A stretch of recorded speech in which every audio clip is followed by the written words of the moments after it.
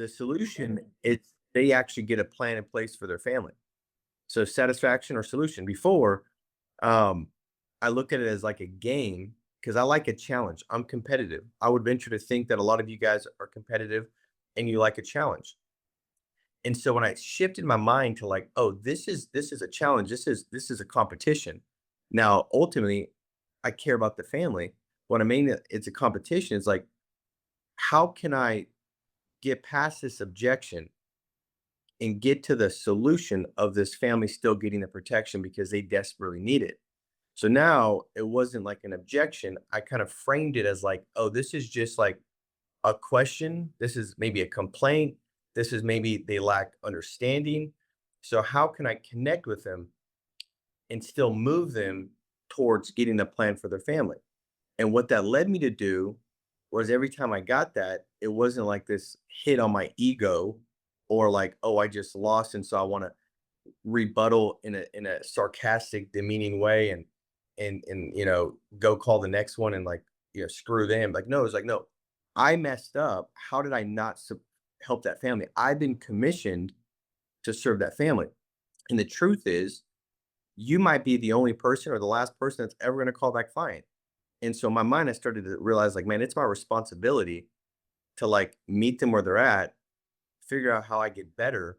And so that led me to spending time late at night, early in the morning, practice, drill, rehearse all the objections, the phrases, the tonality, the speed, the pitch, listening to myself back, recording my conversations, going back and saying, okay, let me listen to this. Although when I listen to it, I want to throw up on my mouth because I don't like listening to myself back, but I'm going to do it anyways. Then I'm going to sit there. I'm going to unpack it like, oh, that I could have said that differently. And then I had such a clear like image in my mind of a perfect like rebuttal, a perfect conversation, um, a perfect objection handling that when I was able to listen to myself back, I was able to decipher the disparity and discrepancy between how it should be done and how I was doing it. I'll give you an example. There's a story that illustrates this pretty well in this book. I can't remember what book I read it in. They all kind of blend together. But basically they talk about this nurse that's going through the NICU and this nurse ends up identifying that this baby's sick, right? And so they get interviewed after the fact and they're like, how did you know that the baby was sick? And it saved the baby's life. The baby was getting ready to be sepsis or whatever, and the baby was going to die if they didn't identify that there was a problem and then antibiotics and provide a solution. And she said, I've got such a clear, vivid picture of a healthy baby in my mind that when anything doesn't line up with that picture, a red flag goes off.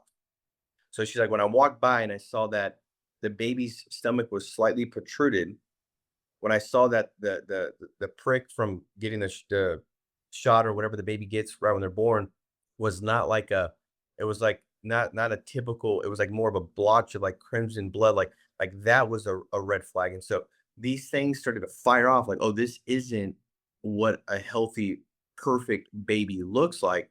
Well, therefore, let's go ahead and take the next step and identify what's going on here. It's like that's what I walk around with is this perfect. And so to me, when I read that, I drew the parallel to what we do. It's like, man, I gotta have a perfect picture in my mind of what a great like every word in my presentation being dialed in, my tone being dialed in, my pitch being dialed in, my speed being dialed in, my tonality being dialed in. And so now as I listen to my calls back, I was able to identify these red flags. Like, oh, I messed up there. Oh, I should get that better. And then I would practice that out loud with myself and I record it and I'd listen to it back over and over and over again. Now, this is the truth. You could decide not to do this and you could be good. Like you could write 20, 30,000 a month, or you could get really dialed in and you could go from good to great. Like you could be a good basketball player, but if you want to be a great basketball player, like you could be, you could be good just with your natural ability. Like, you've got athletic ability, whatever. But if you want to be great, there's some things that you got to do to be great. You got to be hyper intentional. You got to be obsessed. You got to be obsessed with like every little movement and like every little transition and how you drop back and how far your step is from your other step and how like you could be high like you can have the perfect picture of what you know needs to take place to execute at the highest level. And so to me, I was like, dude, they're not getting any better, but I can get better. Like these clients are not on a Zoom right now coming up with new objections and new ways to throw you off. The objections I got 19 years ago are the exact objections that we get right now, but you're getting better. The question is how much time do you spend getting better and do you see it that way? Like I'm telling you, I would legitimately after I got done working, which to me that was when it was kind of like egregious to still make a phone call, then I would do these things. Like I would dial until 8:30 at night. The other question is like for you guys being brand new in this business, like if you knew once you got to a level of expert and you had this dialed in, you would be making like an extra several $100,000 a year. I mean, how quickly would you want to do that? Like meaning that if you did it slow and it took you an extra 6 months longer to where you could get if you were more intentional, hyper focused, and put more work in and more intention to get better. If you were going to make an extra $10,000 a month, like would you not do these little things to make an extra 10,000 a month? That's how I would always trick myself into to making sure that I stayed obsessed because it was like the faster I can go through the numbers and activity, the quicker I'm going to get to this level of expert because it's just reps. Does that make sense? Like it's just reps. It's like Steph Curry, I can't remember what his stat was, but he would go shoot threes not until he wouldn't just go do like I'm gonna shoot a thousand 3-point shots. He would say, I'm gonna shoot until I make 1,000 3-point shots. Like it was just a different way he looked at it. And so to me, like if this is your career and like this is what you got to do to make it work, like and that was for me, I had no plan B. This was my only plan. This is my plan A. I mean, what I did was like I dialed until 9 o'clock at night every single night. Now, a little bit different. So I guess it's not fully true because I was running face to face, in-house appointments. So on my dial days though, I would dial until 9 o'clock at night. And you can say, what if you already had your 2 days full? I would still dial because I would rank each appointment from a 1 to 4. If it was a 4, that was a high quality appointment. If it was a 1, it was kind of a soft book. It'd be like, I'm talking to Brody, and Brody's like, I gotta go. It's like, perfect, Brody. I gotta go as well too. I'm actually leaving the office. The sole purpose of my call was just to set up a time to get back to you because right now it's not good for me. But we are running shorthanded. So let me put down some notes here. What time are you typically in the door? Well, I'm in the door at 7 o'clock, but I gotta go. Okay, perfect, man. Listen, again, I'm leaving now. I don't have a 7 o'clock. I have a 7:30. I'm gonna put you down at 7:30 between appointments. I'll only have about 5 to 10 minutes to go through this with you. So I'm gonna have to be really quick, but I know it's important, so I'll make it work at 7:30. But I'm gonna need to get a window from like 7:15 to about 7:45 because I've got 16 prior appointments. Is that fair enough? Where do you have to come out? Yeah, Brody, I got to verify you're alive and breathing because there's no medical exam, nobody taking your blood. I'd rather not have to do that, but it does negate you having to do full physical, and it gives me the ability to look at all the options and carriers. And so I've got you down to 7:30. Okay, I got to go. Perfect. I'll see you then. That was not a high level appointment. I didn't get to go through the why, none of those things. And so that might be a 1 or a 2. So when I say I would dial until 9 o'clock at night, I would be double booking those 1 or 2s. So if I had additional time, I would make my schedule even that much more solid and that much more legit because I would go back through it. I never didn't stop dialing until 9 o'clock at night. And then the next days where I was in the field, I didn't get home until midnight. Like you said, dude, that's crazy. Well, my deal was like, I'd rather dim the light and sacrifice some time in other areas of my life for a short period of time. So then I could get to a position in a place sooner where I could do whatever I want to do at any place in time with the time I had. And that was my goal. And so like that allowed me to get to a place where I could have significant income coming in, getting really good, my close ratio through the roof, persistency dialed in, all those things because there was such an obsession to it. that I was able to feed my business, hire recruiters, hire executive assistant, recruit at a higher level, and eventually get to financial freedom way faster than what it would have took me. So it was short-term pain for long-term gain.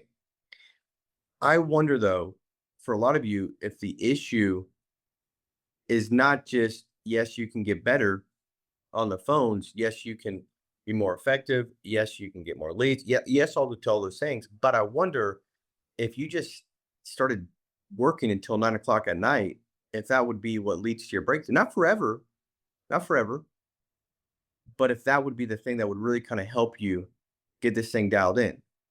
Yeah, I wonder if there's some of you that maybe you worked until 9 o'clock at night for a period of time, and then you just slowly drifted, and now it's like 5 o'clock. You're kind of like, I'm out. Because the reality is, like, the person that's working from 5 to 9, that's like the 4th quarter magic. Katie knows, we talk about this in the office all the time, like how many families do you serve from 5 to 9? Not just the families you serve, but how much better you're gonna get because you're taking all those reps. No different than the three-point shooter that's trying to compete with Steph Curry, and they're trying to they go out and they're gonna make 1,000 three-point shots, they're gonna take 1,000 shots, and then they're done, but Steph Curry's saying, "I'm not gonna leave until I make 1,000 shots." How many more reps come from that? And I wonder if that's what leads him to being who he is. The reality is, yes, it is. He's got more reps, he's more in the zone, he's more dialed in, he's able to articulate these little subtle adjustments that need to be made at a high level because it's the frequency of how many shots are being taken in a short period of time. Because that's the thing as well. You can say I make 1,000 phone calls. Well, if you make 1,000 phone calls over 4 months, it's going to be hard to get better because like there's too much time between each phone call. But if you make 1,000 phone calls in one day, now you're able to get that much better because you can see the subtle adjustments because you're making them so frequently back to back. You're in the zone. You're locked in. You're right there. So I think these are some of the things that maybe I know I didn't go through a lot of like role playing stuff like that, but I think ultimately if you could adjust maybe some disciplines and some habits, that might ultimately lead to that breakthrough in your personal production that you need to have. So if you just all of a sudden increase your activity and maybe for a period of time you stop, you know, dialing at 5 or 6 or 7, but you go until 9, right? Now you've got more reps. You start squeezing more leads. You're going to make an additional sell. Well, then you can buy higher intent leads, get more inbound because why? Because you made that additional sell at 7:30 or 8 o'clock that you normally wouldn't have made. And so now you also start to step into more lead investment, higher lead quality. And that ultimately leads to the breakthrough of 40, 50,000. But it has to start with something. And there's a lot of underlying things that help you get better when you're doing that. Again, being in the zone, being locked in, and getting those reps. There's a good book that talks about this expert level called Outliers. Love the book. This book really kind of just unlocked, I guess, my belief in myself that I could get to a place of financial freedom in this business, no matter what my skill level was, no matter how bad I sucked in the beginning. And the book just talks about 10,000 hours of practice or 10 years. And if you get to that level of 10,000 hours of practice, that you're going to get to this expert level. And they go through how it's just data. The numbers don't lie. You can't beat the numbers. They can't beat you. They're unemotional. And they go through all these like kind of small studies of like how this is played out. Like even Tiger Woods, he was great at such a young age, and people are like, well, maybe he's the exception to this rule. Well, no, because if you look in his interview, he started golfing when he was like 3, and he put in tons of hours of practice at such a young age that nobody else was doing. And so those are some of the things where if you can just double down and pay the price and sacrifice more of your activity, you also start to cast these votes for yourself that you deserve to go out there and be successful. So now your frame of mind is set at a higher level. So now when you're working, you believe that you deserve to go out and help more families than other people because you know that you're doing what other people are not doing. And it's not a lot more, but it's that little bit extra. And success and breakthrough and greatness is not like miles ahead. It's literally just a little bit further because you're starting to get more of those reps. And so that also leads to at 9 o'clock, I would always have some time where I would go through it. And if I was driving back home or whatever that looks like I was getting better at my craft. I was listening to podcasts that helped me get more clarity on the perfect picture of the perfect presentation. So that way, at the end of the day, as I'm reflecting upon how my presentations went, I'm reinforcing the picture of how it should have went. So again, I can gauge the disparity between how it went and and now I'm inching a little bit better. Now I can make my tonality a little bit better. I can make my pauses a little bit better. All these little things, if you want to be great, that's how you do it. That's why if you listen to, a presentation that I go through, like every word is calculated. Every word is super intentional. My pauses are super intentional. When I go high and when I go low is super intentional. That wasn't just because I put a lot of reps in. It was because I put a lot of reps in and I reflected upon a lot of those reps and having the right picture of perfection that I could gauge and I could get it closer to it. And so just a couple things, guys, like as you get onto the phones today, I guess a couple takeaways. So a couple things of as far as call to action. One, do a 1 minute goal setting. Everybody has life going on.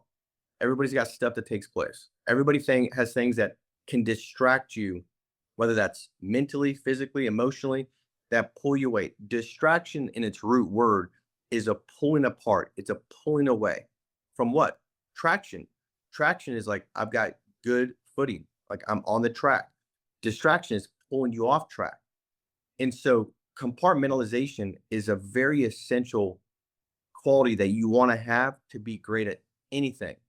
That's if we look at, athletes, which I always kind of go to them because we're playing a game as well. Our game is just not scoring touchdowns, it's serving families. It's still the same thing. You know, the grades, they could have the flu. They could have, they could have lost a loved one. They could have had something drastic happen. They still show up and play. The grades are able to compartmentalize and say, okay, yes, this is going on. And yes, I need to address this. Yes, this needs to be handled. But for the next several hours, I've got to be fully focused at this because they're depending on me. My team's depending on me. These clients are depending on me.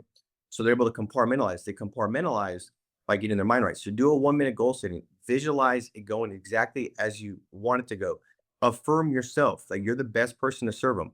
That nobody cares about clients like you do. Nobody has a group of people around you that if you don't have an answer, you can get the answer to be the best answer to serve the family. Do some affirmation, do some visualization, get on, and then maybe today is a day where you can stay a little longer and dial to 9 o'clock. Show yourself that you are committed, that you are obsessed, that this is gonna be something that's gonna give you the breakthrough. And then at the end of it, maybe do some reflection and think back about some tweaks and adjustments you can make to make tomorrow that much better. So I love you guys. Appreciate you. I'm gonna jump. By the way, I'm gonna jump. You should stay on. We got Daniel on. Guys, like I'm telling you, the other breakthrough that you could have, and we've been hyper focused on the life side of this for the last 30 minutes, like how you can get better. And I believe this is the root of it all. We could talk about the fruit. We could talk about the symptoms, objection handling, all those kind of things, but this is the root. Another thing that's going to help you with the breakthrough is developing yourself in other verticals of what we do. A massive vertical is annuities, is IULs. Like this has saved my business multiple times when a client I have a bad week and the numbers don't fall my way with live production, but also boom, I find an annuity. Like I just wrote an annuity for 500,000 the other day. Why? Because my brain is got signal to find money because it's been programmed that way from getting on calls like this with Daniel and making sure I continue to ask the questions. So now when I see somebody and I have those conversations, I'm identifying the money. And because I've got some basic phrases and a great picture of what that presentation, what questions should be asked, and I know that, in my mind, I'm visualizing that everybody desperately needs this. Why would anybody not want to eliminate the possibility to lose money, but only enhance the possibility to have great growth? Everybody would want it. Those are the things that lead to going out there and being great in this vertical, which is an essential vertical for you to be great in this industry. So I love you guys. Daniel, I'm going to kick it to you, bro. I love you, man. And let's keep cranking.